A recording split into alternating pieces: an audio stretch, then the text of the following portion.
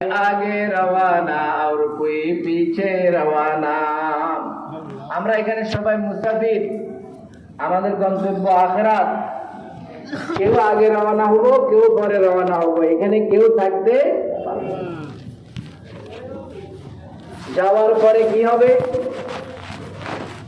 যাওয়ার পরে বর্তমানে আমরা দুনিয়াতে হাজারো মত এবং পথে বিভক্ত, অনেক দল উপদল, যত মুখ তত কথা। বাপে ছেলে মিলাইয়া তারা ভাগ ভাই, 5 দলে 5 দল করে। বাপে ছেলে মিলাই সবাই 5 ভাই, বাপে ছেলে মিলে 5 ভাই, 5 জন। আঙ্গুর ছোট্ট ছাত্র আছে আমাদের স্যারের ছেলে। আমি তোমরা ক ভাই? কয় 5 ভাই।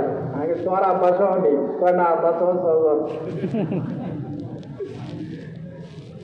কারো পরিবারে যদি 5 জন সদস্য হয়, 5 জনে 5 মত, ঠিক না?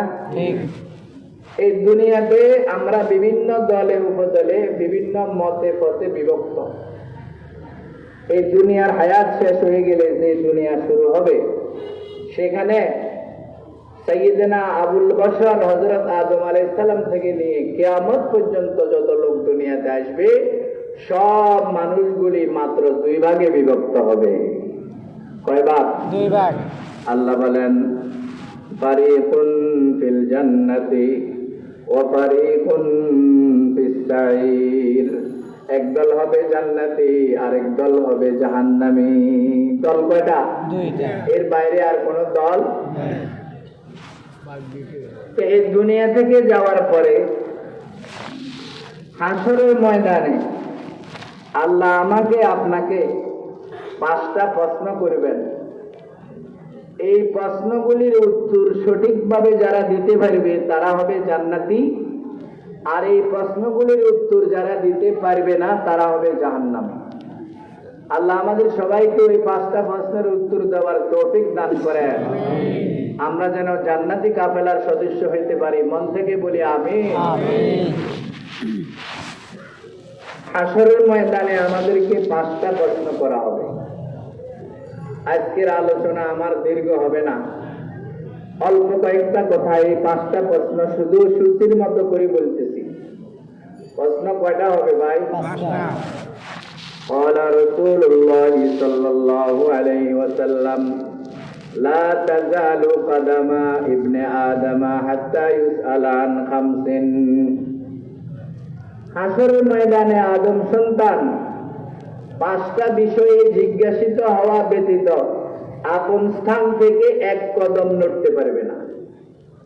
যে যেখানে আছে ওখানে দাঁড়িয়ে থাকবে। 5 প্রশ্নের তাকে জিজ্ঞাসিত করা ব্যতীত, 5 প্রশ্নের উত্তর দেওয়া ব্যতীত তাকে আপন জায়গা থেকে সরতে দেওয়া হবে না। কয়টা প্রশ্ন ভাই? 1 নম্বর, আন উমরিহি ফিমা আফনাহু।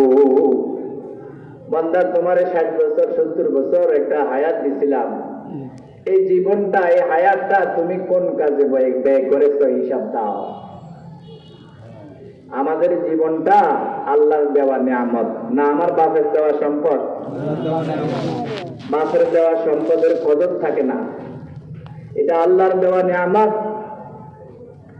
এক লোক 5000 টাকার কম্বল দিয়ে 250 টাকার বাটা জুতা মুছতে আছে। জুতার দাম কত? 250। কম্বলের দাম 5000। আরেকজনে কিরে তুই বেকু বলিনি, 5000 টাকার কম্বল দিয়ে তুই 250 টাকার বাটা জুতা মুছতে আসস, তো বেকু বই নমিয়া। এই 250 টাকা হইলো এই বাটা জুতা কিনা আর রক্ত কামাই না হইলে দিয়ে কিনছি। কম্বল তো আব্বার দিন না, কম্বল কার দিন না, এই জন্য কম্বলের কি নাই, দাম নাই। হায়াত কি আব্বার দিন নানি? কার দেওয়া? আল্লাহ দেওয়া। আন উমরিহি ফিমা আফনাহু। বান্দা, তোমাকে যে জীবন দিছিলাম, এই জীবনটা কি কাজে ব্যয় করছো হিসাব দাও।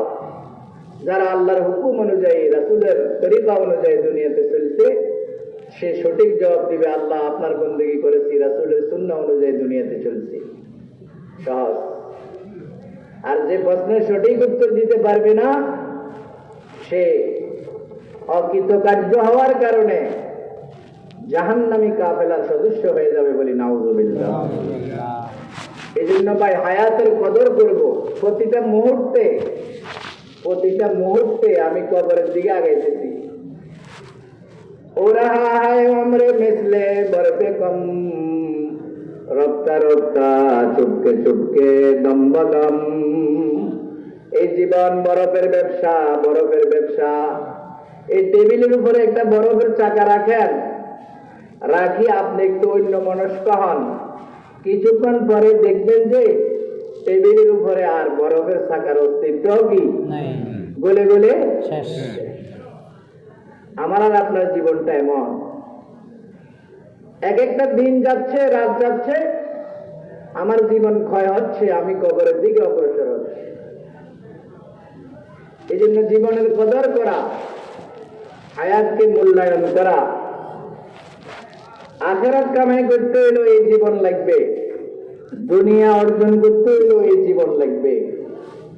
বর্তমান জমানার মুসলমানেরা নিজেদের জীবনকে যেভাবে ধ্বংস করে, বিনা কারণে, দুনিয়ার কাজও না আখিরাতের কাজও না, বিনা কারণে নিজের জীবনকে ধ্বংস করে। বর্তমান জমানায় মুসলমান নামধারীরা যেভাবে জীবন নষ্ট করে, পৃথিবীর আর কোন জাতি গোষ্ঠী জীবনকে এভাবে নষ্ট করে না। এক লোক স্বপ্নে দেখছে তারে বাঘে দৌড়াইতে আছে,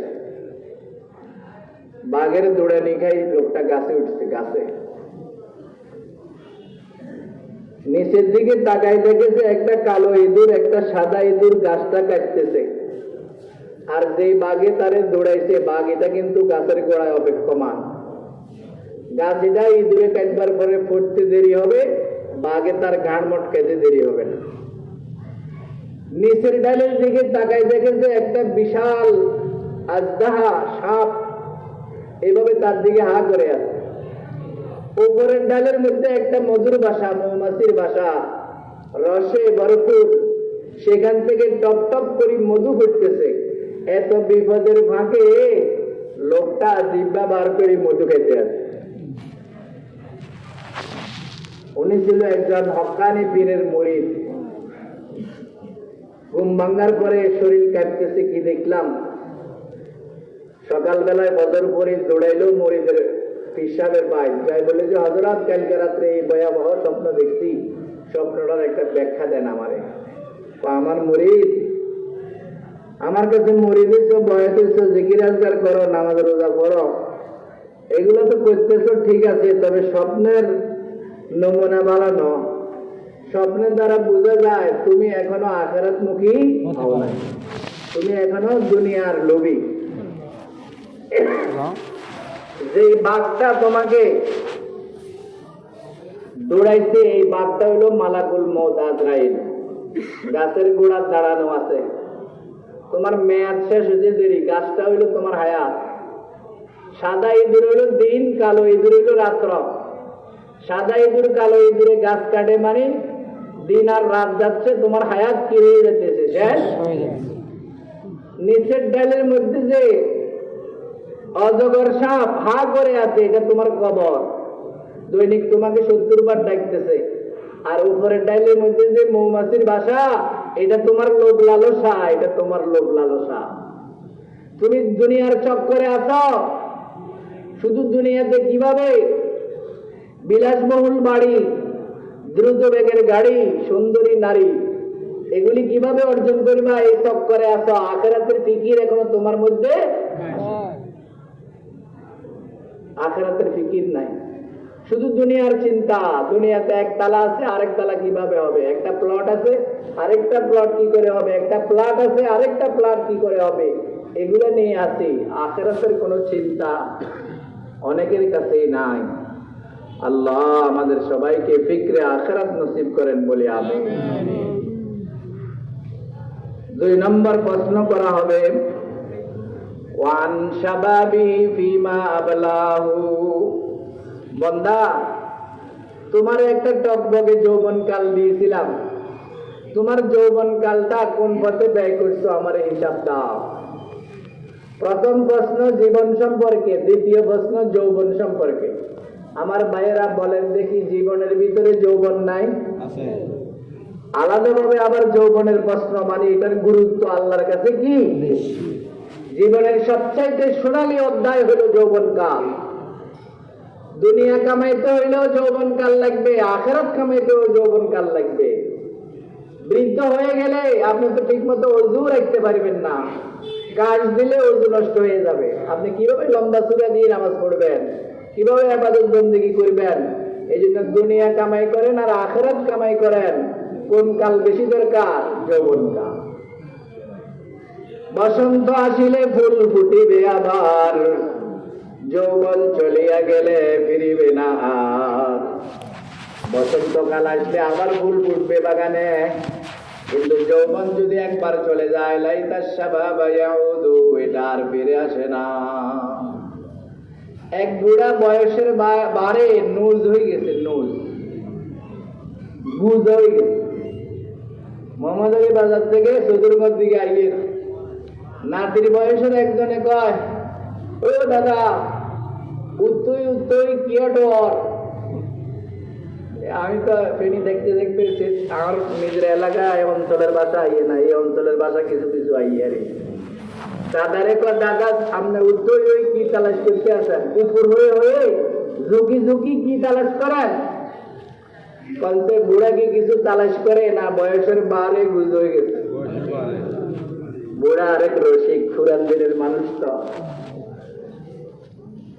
জওয়ানে গুপ্তে বা ফিরায় দিলা গাছ, গম করে দিও কম গাছটি দরিরা। জওয়াবস দাদা ফিরে খুশতা কাল্লুম, জওয়ানিরা দরিরা করে দাম গম। জওয়ানে গুপ্তে বা ফিরে তু কইয়া বি জওয়ানিরা, কসে আর গজনো মে আবদ दोबारा जिंदगानीरा।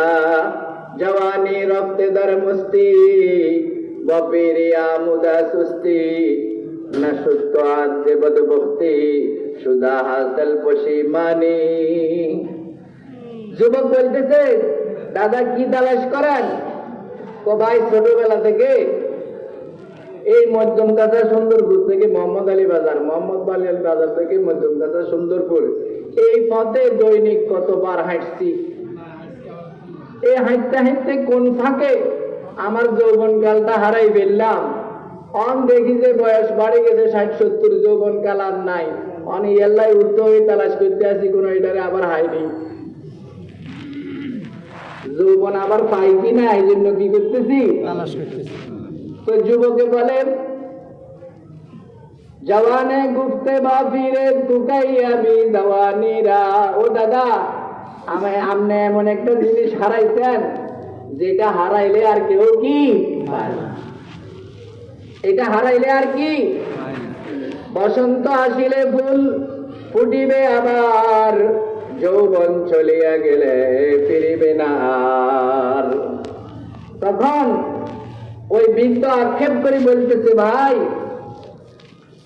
আমি তো আমার যৌবনকে হেলায় নষ্ট করছি, তোমার এখনো যৌবন কালটা আছে, এটারে মূল্যায়ন করো। জওয়ানি রফতে দর মস্তি, যৌবনের উন্মাদনায় জীবন কাটাইছি, যৌবন কালটারে কাজে লাগাই নাই। বফিরি আমুদা সুস্তি, বৃদ্ধকালে এখন দুর্বল হয়ে গেছি। আগে ইবাদত বন্দেগী করতে পারি নাই যৌবনের তাড়নায়, এখন ইবাদত বন্দেগী করতে পারি না বার্ধক্যের দুর্বলতায়। খালি হাতে কবরের দিকে রওনা হয়েছি। জওয়ানি রফতে দর মস্তি, মস্তির মধ্যে জওয়ানি কাটাইলাম, যৌবনের উন্মাদনায় হায়াত শেষ। ওয়ালের মধ্যে খোদা দ্রোহীরা লেখি দেয়, এখন যৌবন যার, মিছিলে যাওয়ার শ্রেষ্ঠ সময় তার। এখন যৌবন যার, মিছিলে যাওয়ার শ্রেষ্ঠ সময় তার। যৌবন আল্লাহ মিছিলে যে বেলেনে দিছিল, হ্যাঁ যা মিছিলে যা গুলিগা। জওয়ানি দিছে আল্লাহ ইবাদতের জন্য। 7 ব্যক্তিরে আল্লাহ পাক হাসরের ময়দানে আরশের ছায়ার নিচে জায়গা দিবেন। যেদিন আল্লাহর আরশের ছায়া ব্যতীত আর কোনো ছায়া থাকবে না। এর মধ্যে এক ব্যক্তি হইল ওয়াশাবুন নাশা ফি ইবাদাতিল্লাহ, ওই যুবক যে যৌবন কাল থেকে আল্লাহর ইবাদত বندگی শুরু করেছে। এখনো যারা যুবক আছো, যুবক ভাইয়েরা, তোমার জীবনের এখন সোনালী যুগ চলতেছে, তোমার জীবনের এখন সবচেয়ে উত্তম সময় চলতেছে, এটার কদর করো। এরপরে 3 নম্বর এবং 4 নম্বর প্রশ্ন করবে আল্লাহ পাক সম্পদ সম্পর্কে। কি সম্পর্কে? সব ব্যাপারে প্রশ্ন একটা, মালের ব্যাপারে প্রশ্ন দুইটা। ওয়ান মালিহি মিন আইনা ইকতাসাবাহু ওয়া ফিমা আনফাকা, বান্দা তোমার যে সম্পদ এটা কোন পথে আয় করেছ আর কোন পথে ব্যয় করেছ। সম্পদের ব্যাপারে প্রশ্ন কয়টা? দুইটা। আয়ের ব্যাপারেও মুসলমান স্বাধীন নয়, ব্যয়ের ব্যাপারেও কি নয়? স্বাধীন নয়। উপার্জন করতে হবে হালাল ভাবে, খরচ করতে হবে বৈধ পথে। যদি হারাম পথে উপার্জন করেন, এটাও আপনি পরকালে আল্লাহর দরবারে আটকে যাবেন। হালাল পথে সম্পদ আপনি জোগাড় করেছেন, রোজগার করেছেন, কিন্তু খরচ করেছেন হারাম পথে, তাইলেও আটকা পড়ে যাবেন। সম্পদের ব্যাপারে প্রশ্ন কয়টা ভাই?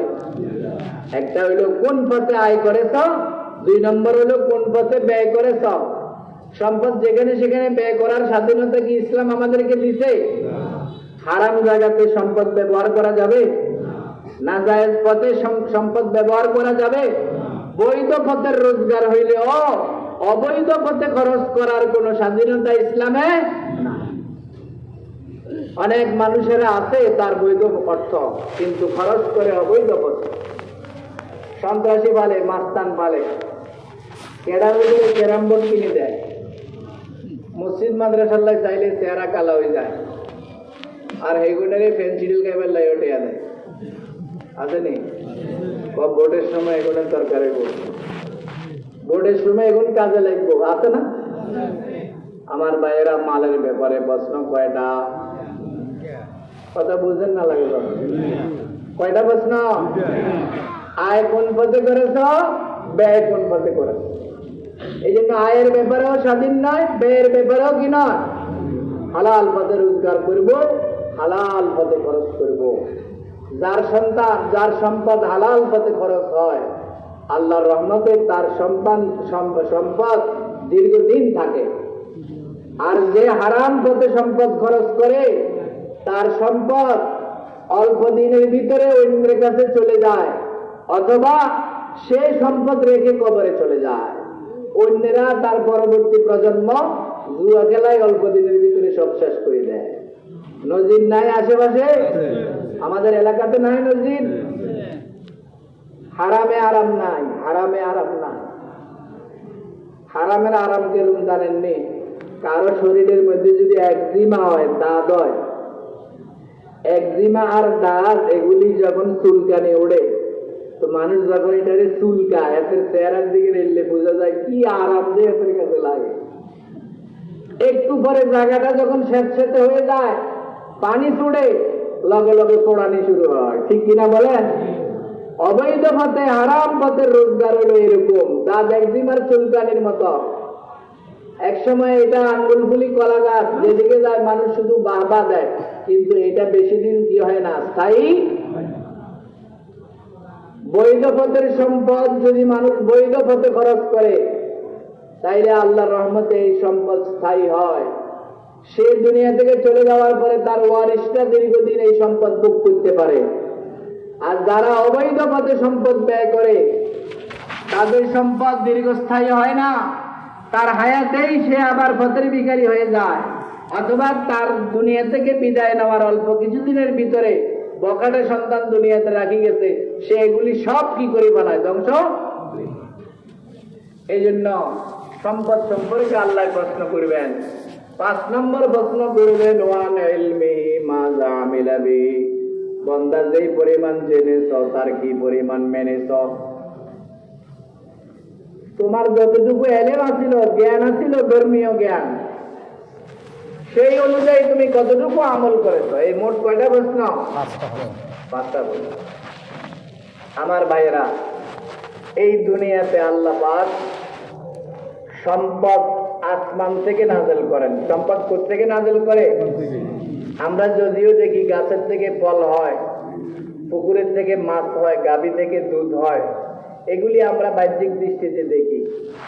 গাছের কাটেনছে, অনকা আম গাছের কাটেনছে, ভিতরে একটা আম পাইবেন নি? হ্যাঁ, গাভীরে জব করে টানছে, ভিতরে 1 ফোঁটা দুধ আছে নি? দেখে আল্লাহ বলেন অফিস সামাই রিজকুকুম ওয়া মা তুআদুন। বান্দা, তোমাদের সকলের রিজিক হইল আসমানে। রিজিক কোথায়? আসমানে। এই জমিনে আল্লাহ পাক রিজিক নাযিল করেন মুমিনে মুত্তাকির জন্য। এই কথা বলে আমার আলোচনা শেষ।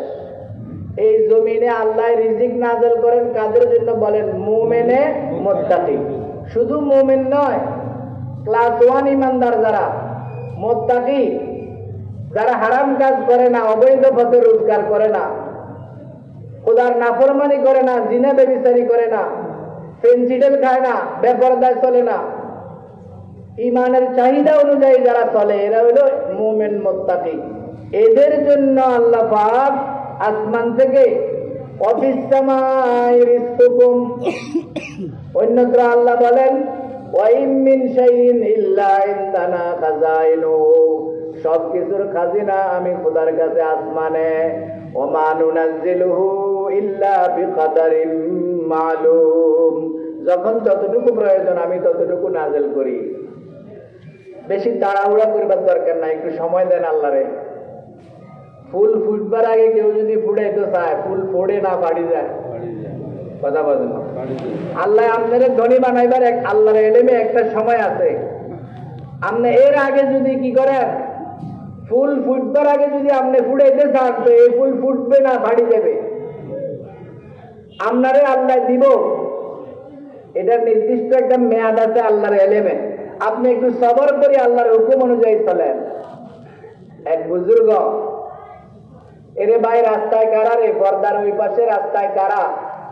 সমাজের বুঝের 2-1 লোক যায়, এই মানুষগুলির কথাবার্তাটা বন্ধ করেন। এই রাস্তায় জাফর ভাই দোকানের সামনে কারা রে? কোলাহল করো, আদব কায়দা নাই। কথা বলতেছিলাম,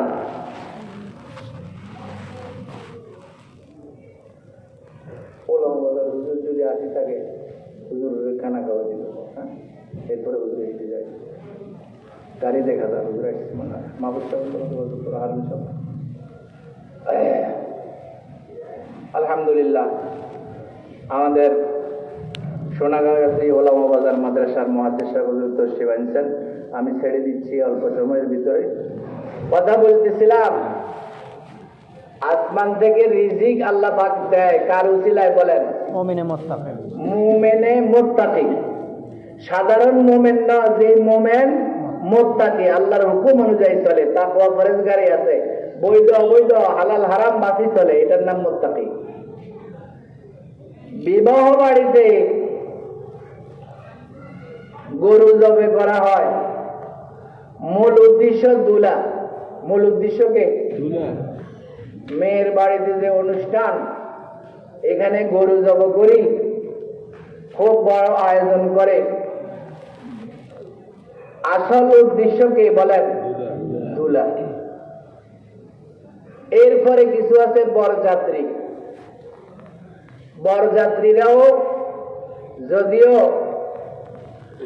সরাসরি উদ্দেশ্য না হয়, ইনডাইরেক্ট তারাও দাওয়াতি মেহমান, তারাও উদ্দেশ্য। এরপরে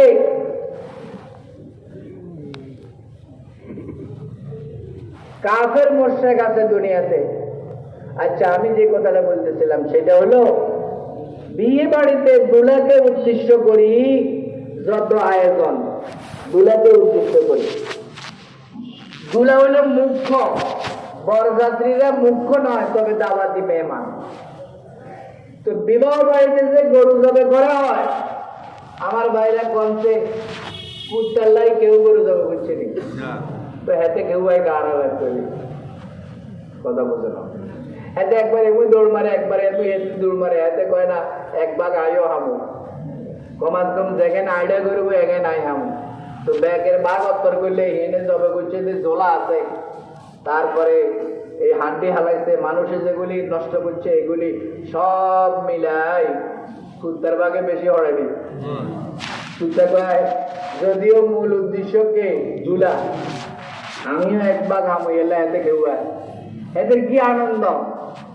মুফাসসিরিন হযরত বলেন আল্লাহ সুবহানাহু ওয়া তাআলা মুমিনে মুত্তাকির জন্য রিজিক নাযিল করেন, আর সাধারণ ঈমানদার যারা মুত্তাকি নয় তবে ঈমানদার, এরা পরযাত্রীর মতো, এদেরকেও আল্লাহ খাওয়ায়, তবে এরা মুখ্য উদ্দেশ্য নয়। কিন্তু কাফের মুশরিকের লাই আল্লাহ পাক রিজিক নাযিল করে না, যেরকম কুত্তার লাই কেউ গরু জবে করে না, করে নাকি আমাদের এলাকায়? তাহলে কাফের মুশরিকের জন্য আসমান থেকে রিজিক আসে না, রিজিক আসে মুমিনে মুত্তাকির জন্য। কিন্তু বরযাত্রী যারা এরাও যেভাবে খায় দাওয়াতি মেহমান হিসাবে খায়, কিন্তু কুত্তা এতে কোনো উদ্দেশ্যের মধ্যে পড়ে না, কিন্তু এদের বাগে কি পড়ে বেশি। মুমিনে মুত্তাকির জন্য আল্লাহ পাক দুলা এদিন বেশি খায় না, মুখের মধ্যে রুমাল দিয়ে কৃত্রিম ভদ্রলোক সাজে ওয়ান টাইম, আর যা বেশি খেলে মানুষে গিয়ে রেখে আর যা আর বিয়ের দিন। তো দুনিয়া তো মুমিন মুত্তাকিরা অনেক কিছু বাঁচি চলতে হয়, মুখের রুমাল ময়দানি খায় না।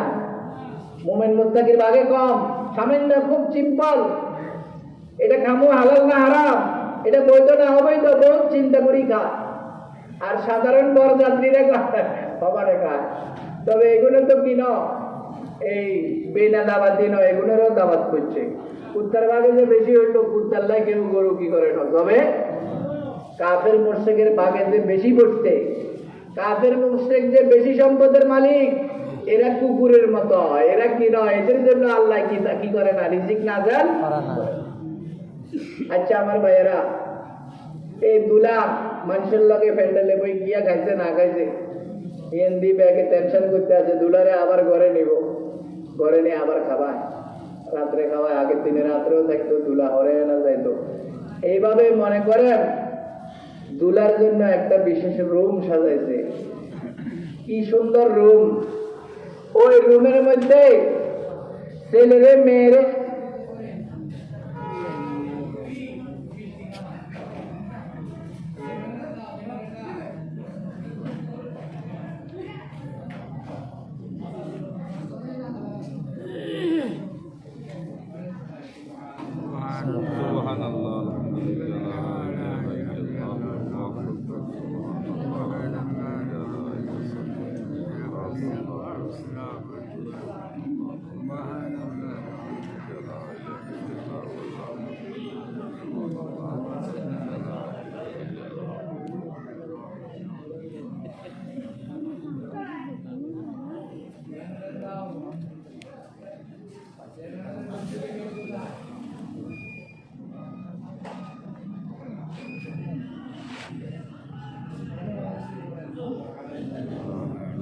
আলহামদুলিল্লাহ ওয়ালা ইলাহা ইল্লাল্লাহ আল্লাহু আকবার।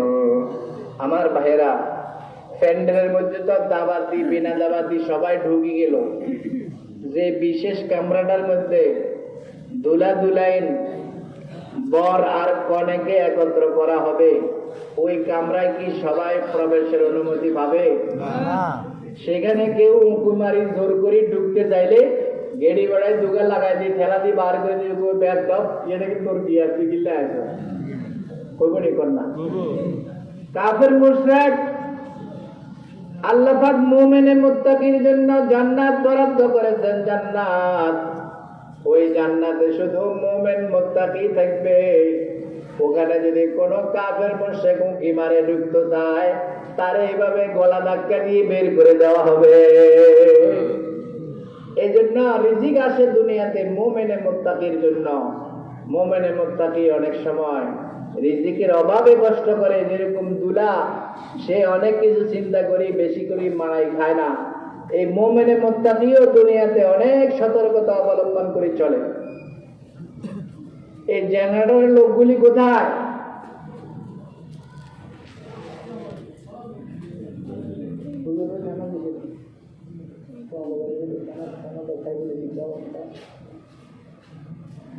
জেনারেটরের দায়িত্বে যে সমস্ত লোকেরা আছে ওনারা কোথায়?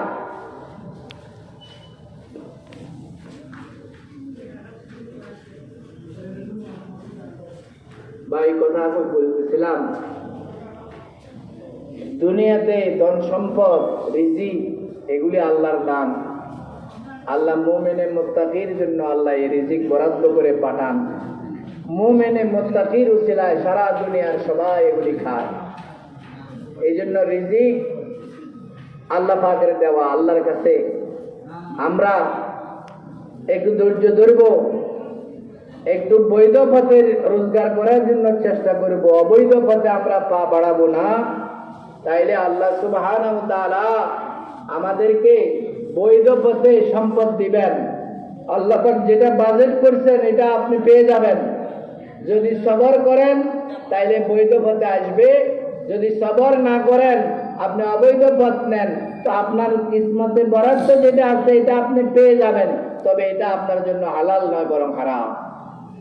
এই জন্য আল্লাহ সুবহানাহু ওয়া তাআলা মালের ব্যাপারে প্রশ্ন কয়টা করবে? দুইটা করবে। একটা হলো কোন পথে আয় করেছ, আরেকটা হলো কোন পথে ব্যয় করেছ। এই লোকগুলি কত দায়িত্বে অবহেলা তাদের দেখেন।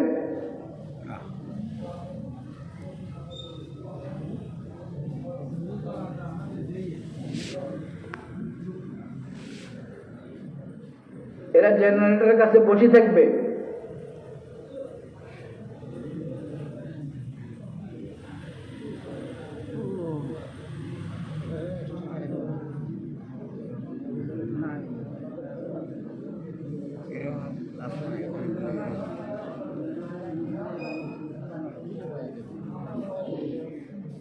এই জেনারেটরের লাইটের দায়িত্বে যারা আছো তোমরা তাড়াতাড়ি জেনারেটরটা চালু করো।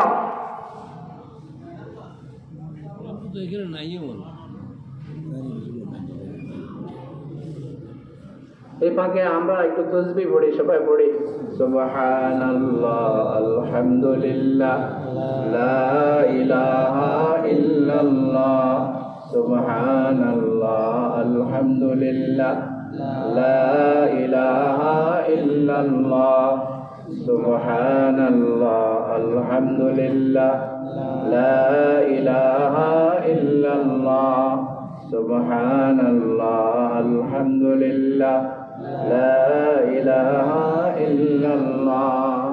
আমার ভাইরা, সম্পদ বৈধ পথে রোজগার করতে হবে এবং বৈধ পথে সম্পদ খরচ করতে হবে। সম্পদ বৈধ পথে খরচ করার একটা মাধ্যম দ্বীনি প্রতিষ্ঠানে দান করা। প্রতি বছর বার্ষিক মাহফিলে আপনারা এই মাদ্রাসার জন্য দান করে থাকেন, আর পুরা বছর সারা বছর আমরা কাউকে বিরক্ত করি না। আলহামদুলিল্লাহ, আপনাদের এই স্বতঃস্ফূর্ত ইখলাস এবং নিষ্ঠার সহিত যে দান, এই দানের উসিলায় সারা বছর আল্লাহ প্রতিষ্ঠানকে চালায়। বিগত বছরগুলির মতো আপনারা এইবারও আমাদের মাদ্রাসার জন্য ইনশাআল্লাহ দান করবেন এবং যারাই প্রতিশ্রুতি দেয় আলহামদুলিল্লাহ সকলেই সময় মতো, আমরা কাউকে বিরক্ত করি না, তারা নিজেরাই এসে এই প্রতিশ্রুতিগুলি আদায় করে যায়।